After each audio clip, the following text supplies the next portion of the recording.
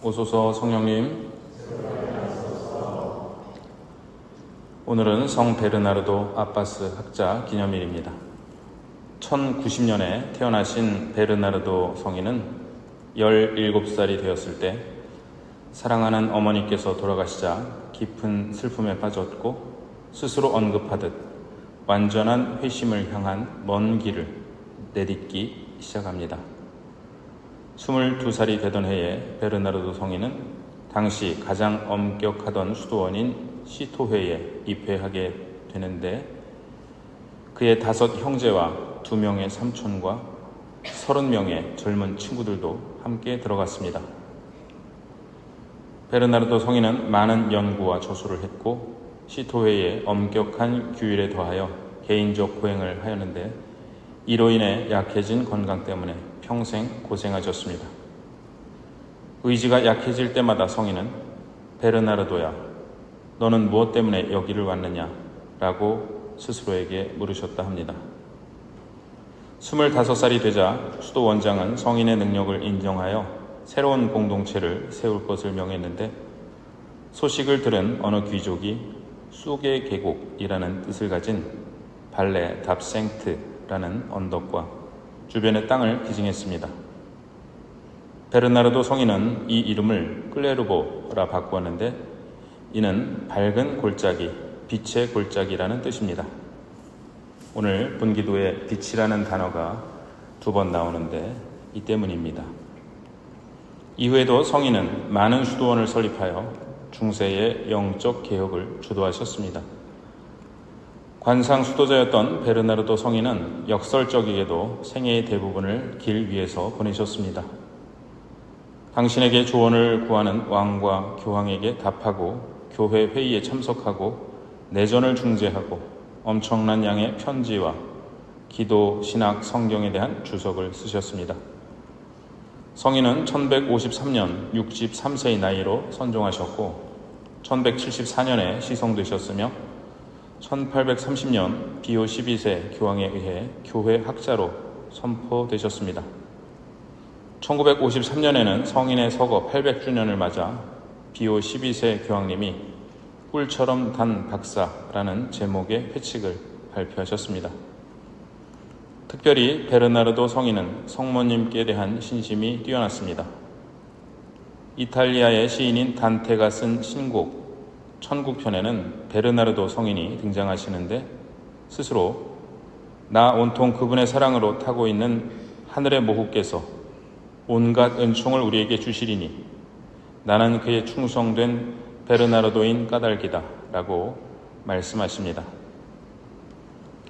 오늘 독서는 판관기의 말씀인데요.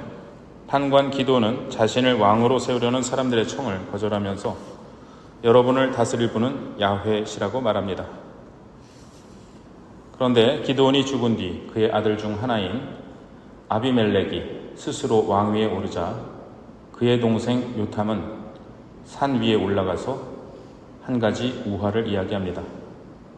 요즘으로 치면 유튜브 방송을 한 셈인데요.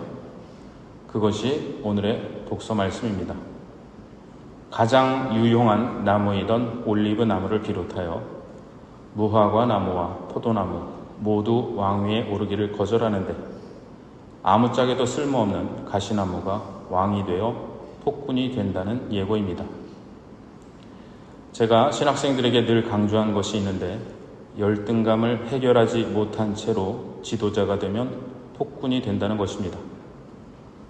사람들이 자기를 무시하지 않게 하기 위해 쓰는 가장 손쉬운 방법은 다른 사람이 자기를 두려워하게 만드는 것입니다.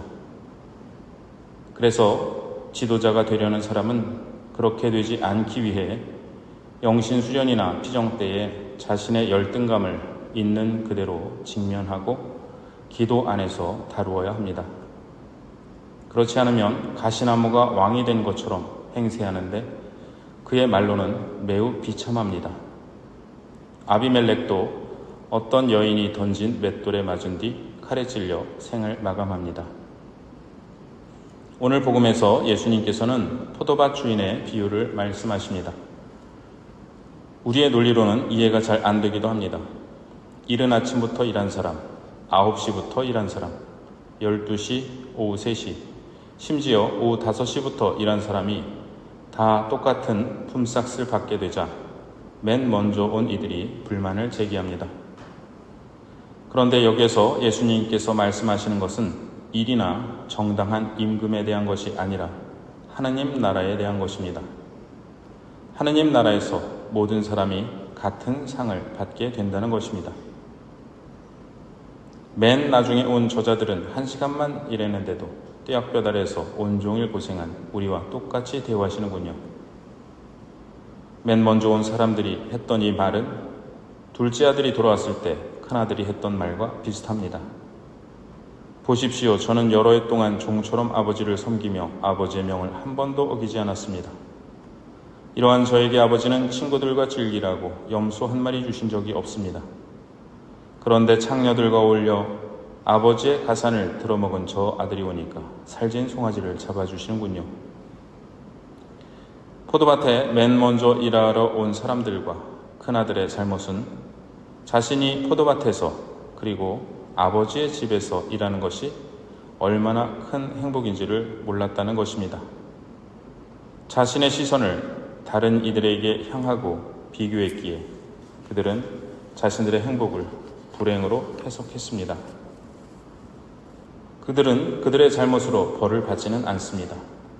그러나 그들에게 주어진 은총, 즉 기쁘고 행복하게 일할 수 있었던 은총을 스스로 거절했습니다. 만일 우리에게도 이 같은 생각이 든다면 우리도 모르는 사이에 스스로 일찍 온 사람으로 생각하고 있지는 않은지 돌아보아야겠습니다. 어쩌면 나는 늦게 온 사람에 속하는지도 모릅니다. 베르나르도 성인이 고난과 역경으로 마음이 심란해지셨을 때 되뇌셨던 말씀을 소개해 드립니다. 영혼의 관점에서 그것이 무슨 의미가 있는가?